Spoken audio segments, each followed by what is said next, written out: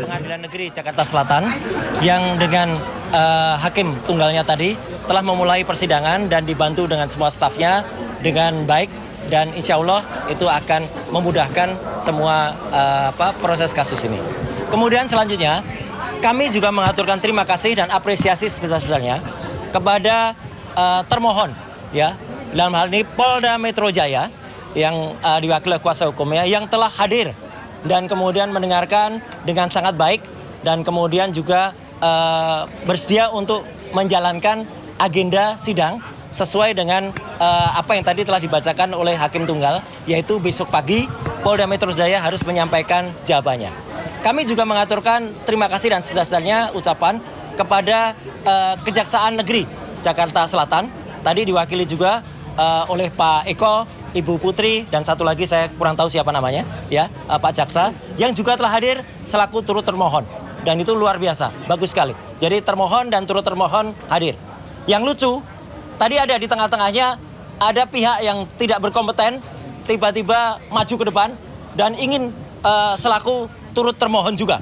Ya, padahal dia itu katanya lawyer, ya katanya lawyer profesional, ya inisialnya CS. Ya, sering kita lihat dia di antara para termul. Ya, itu sungguh memalukan.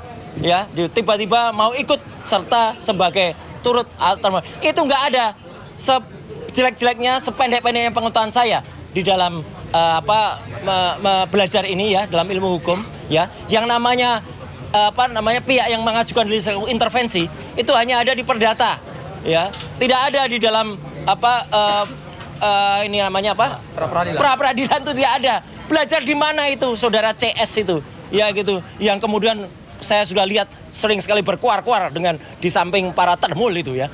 Gitu. Jadi itu yang terjadi. Jadi ada pihak yang kita apresiasi dan ada pihak yang kita permalukannya. Sayang saya tidak menggunakan kaos yang biasanya tertulis malu bro.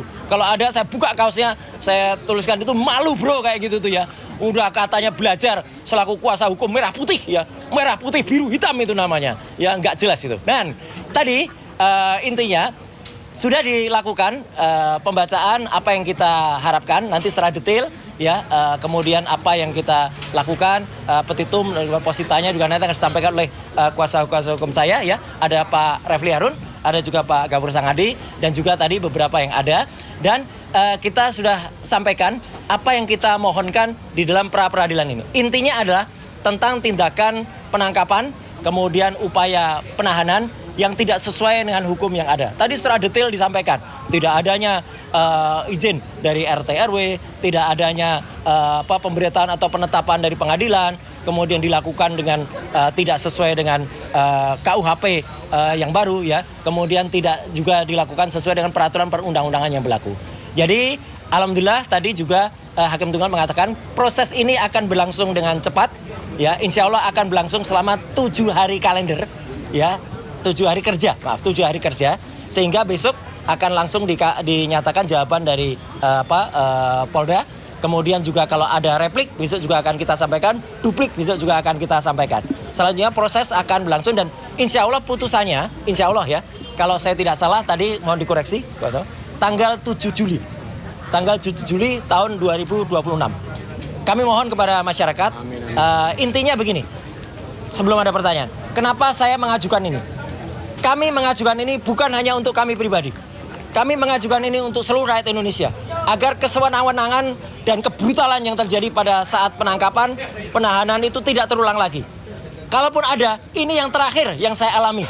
Ya, seorang yang hanya kemudian dituduh melakukan pencemaran nama baik dan juga kemudian fitnah, dan itu pun belum terbukti, ya sudah dilakukan upaya penangkapan yang brutal. Penangkapan yang luar biasa jahat ya, penangkapan yang tidak sesuai dengan undang-undang yang ada. Jadi itu yang inti yang saya sampaikan. Mohon maaf saya secara detail hukum mungkin nanti akan disampaikan oleh kuasa hukum saya, dan nanti setelah kuasa hukum nanti kesimpulannya saya ingin memberikan satu pesan. Silakan Pak Gafur dulu. Silakan. Di depan, ya sudah di depan. Ya. Terima kasih Mas Roy, Bang Refli izin. Ya. Jadi perlu kami update sedikit bahwa permohonan pra peradilan telah disampaikan secara terbuka dan sah di hadapan Hakim Tunggal. Ya. Di hadapan termohon Polda Metro Jaya dan turut termohon adalah pihak dari Kejaksaan. dan kejaksaannya adalah Kejaksaan Tinggi DKI Jakarta dan Kejaksaan Negeri Jakarta Selatan. Kami dengan membacakan permohonan pra-peradilan tadi, maka terjawablah sudah bahwa ada desas-desus kami menarik Bapak Presiden Prabowo, pemerintah Republik Indonesia, ternyata itu tidak tepat. Ya, itu tidak sesuai dengan yang sebenarnya terjadi dalam persidangan pra-peradilan. Kemudian yang kedua, alasan-alasan permohonan saya kira nanti bisa dijelaskan lebih komprehensif oleh Bang Refli. Tetapi yang pasti adalah hari ini kami menyampaikan apresiasi yang luar biasa kepada pihak Pengadilan Negeri Jakarta Selatan, kemudian juga termohon Polda Metro Jaya dan Kejaksaan, sehingga besok akan dilanjutkan dengan agenda penyampaian jawaban dari termohon. Ya, kalau turut termohon, saya kira tidak perlu dia menjawab. Ya. Karena pokok perkara yang tadi diperiksa berdasarkan permohonan kami itu tidak berhubungan dengan kewenangan daripada Kejaksaan. Sehingga nanti besok itu hanya dijawab oleh pihak Polda Metro Jaya. Kemudian besok juga begitu disampaikan jawaban, kami secara simultan akan langsung menyampaikan replik. Ya, jadi kami akan minta kepada hakim supaya sidang diskor dulu beberapa jam. Kami langsung akan menuliskan replik kami. Kemudian kalau Polda Metro Jaya mau menyampaikan duplik, ya kami tentu akan juga memberikan kesempatan kepada Polda Metro Jaya untuk menyampaikan duplik. Dan setelah itu, pada hari Rabu Mas Roy, itu langsung kita masuk di dalam proses pemeriksaan. Betul. Ya, pembuktian. Bukti-bukti. Yaitu bukti-bukti dari kami, bukti apa saja tentu nanti hari Rabu akan kami sampaikan. Termasuk juga kami akan minta kepada pihak Pengadilan Negeri Jakarta Selatan untuk memberikan kami fasilitas berupa layar, sehingga video-video yang menggambarkan proses penangkapan, penahanan, terutama penangkapan di rumah kediamannya Mas Roy, itu akhirnya nanti kami buka kepada publik. Kita putar. Sehingga silakan Anda nilai. Ya. Dan yang terakhir, Mas Roy, tadi terkait dengan pencekalan ya. Memang pada saat kami mengajukan materi permohonan pertama kali itu memang tidak masuk. Ya. Sehingga kami berharap tadi kami akan masukkan dalam renvoy atau perbaikan. Tetapi karena memang tidak boleh menambah posita dan petitum, begitulah hukum acaranya. Ya memang kami menghargai apa yang menjadi sikap dari hakim pra-peradilan. Dan yang terakhir, kok ada, saya juga bingung ya, kok ada seseorang yang selama ini mengatasnamakan tim kuasa hukum Merah Putih, kok tiba-tiba nyelonong gitu loh untuk menjadi para pihak dalam perkara ini. Saya bingung juga nih. Ini belajar hukum acara pidananya di mana nih?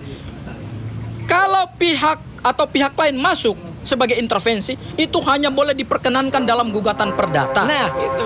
Sementara ini perkaranya perkara pidana, tidak pernah ada pra-peradilan itu kemudian ada pihak lain yang tidak punya kepentingan kemudian masuk menjadi intervensi. Ya sudahlah, kita ketawa sajalah. Inilah bukti bahwa bukan hanya pemohon yang juga menegakkan hukum secara unprosedural, tetapi juga pendukung-pendukung dari kubu sebelah itu ternyata juga banyak yang melanggar hukum. Saya kira itu silakan Bang Refli untuk melanjutkan. Ya. Oke. Ya, maju. Silakan. Maju ya. Ya. Oke. Sorry maaf Pak. Ya. Oke. Assalamualaikum warahmatullahi wabarakatuh. Waalaikumsalam warahmatullahi. Kawan-kawan semua, terima kasih atas kehadirannya. Saya akan menambahkan dari apa yang sudah disampaikan Mas Roy dan Abdul Ghafur Sangaji. Jadi pertama kami mengapresiasi Pengadilan Negeri Jakarta Selatan ini yang sudah berkenan membuka diri sehingga kawan-kawan semua bisa siaran langsung. Luar biasa. Ya, bisa siaran langsung, bisa live streaming. Kita berharap mudah-mudahan itu juga berlaku untuk sidang perkara pokok di Pengadilan Negeri Jakarta Timur. Karena kita mendengar belum diperbolehkan untuk live streaming atau untuk siaran langsung. Jadi dengan teman-teman kompak mengajukan surat misalnya, mudah-mudahan itu akan dibuka. Karena kami mendengar bahwa tidak boleh siaran langsung untuk perkara pokok. Yang akan dimulai kick off-nya untuk kasus Dr. Tifa itu tanggal 2 Juli 2026 pukul 9 pagi. Ya, itu satu pengumuman. Yang kedua adalah kawan-kawan semua, seperti yang didengarkan tadi, yang diajukan tuh 3 hal saja, kurang lebih babonnya, yaitu penggeledahan, kemudian penangkapan, dan penahanan. Kami berargumentasi tadi, 3 hal tersebut melanggar undang-undang, terutama Undang-Undang Nomor 20 Tahun 2025 tentang Kitab Undang-Undang Hukum Acara Pidana. Penggeledahan kami mengengarai tidak ada penetapan dari pengadilan negeri setempat tadi ya.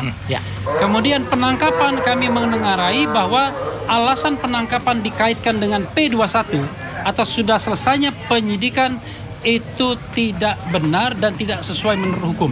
Karena menurut hukum yang ada, itu harus dikaitkan dengan pemeriksaan tersangka dalam proses penyidikan atau Mas Roy mangkir 2 kali berturut-turut tidak dipanggil, tidak datang dan mangkir. Kemudian soal penahanan, kalau teman-teman tadi menyimak dengan seksama, pasal 100 ayat 5 Undang-Undang 20/2025 tentang KUHP itu menyebut 8 alasan dilakukannya penahanan. Dan dari 8 alasan tersebut sudah dibantah semua. Tidak ada satupun yang bisa dikenai kepada Mas Roy, termasuk Dr. Tifa juga. Jadi apakah Mas Roy berupaya melarikan diri? Tidak. Apakah Mas Roy berupaya menghilangkan barang bukti? Barang bukti apa? Karena sudah selesai penyidikannya. Apakah mengulangi tindak pidana? Tindak pidana apa yang mau diulangi? Karena kita masih berdebat. Apakah yang dilakukan oleh Mas Roy itu sebuah tindak pidana atau bukan? Apakah ini ranah kebebasan berpendapat? Apakah Mas Roy tidak memberikan keterangan yang sebenarnya ketika diperiksa? Tidak juga. Apakah Mas Roy menghalangi saksi? Tidak juga. Apakah Mas Roy merasa terancam dirinya sehingga dia kemudian perlu minta tahan? Enggak juga. Bahkan Mas Roy menikmati hidupnya. Kemana-mana dia. Kadang-kadang sendirian juga, walaupun kita sebagai lawyernya khawatir juga. Tetapi intinya adalah dari 3 hal tersebut, penggeledahan, penangkapan, penahanan, itu kekeliruan fatal dari penyidik Polda Metro Jaya, dan karenanya kami memintakan di ketiga tersebut dinyatakan batal demi hukum, dan kemudian tentu ada administrasi untuk pembatalannya. Mudah-mudahan apa yang kami sampaikan ini bisa dikabulkan oleh Hakim Tunggal Pra-Peradilan Pengadilan Negeri Jakarta Selatan. Terima kasih. Ya, Wassalamualaikum warahmatullahi wabarakatuh. Sebentar. Sebelum saya penutup, Bu Ayah ada? Pak. Baik. Ya. Jadi gini, ya. Saya terakhir saya ingin mengucapkan terima kasih. Tadi saya didampingi selain Pak Refli Harun oleh Pak Gafur Sangaji, Pak Ristan, Bu Soraya, dan juga Pak Yasena, dan juga beberapa yang lain yang tercatat tapi belum berkesempatan untuk kemudian tadi dampingi.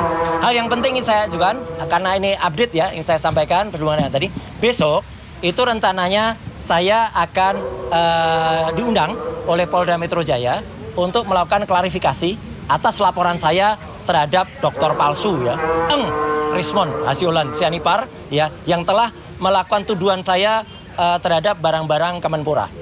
Tapi karena kepentingan dari sidang pra-peradilan yang sangat-sangat penting untuk saya hadir di sini besok, maka teman-teman saya sampaikan, sekali surat sudah juga meluncur ke Polda Metro Jaya, saya minta untuk pemeriksaan di Polda Metro Jaya di reschedule, karena itu toh saya yang mengajukan laporannya.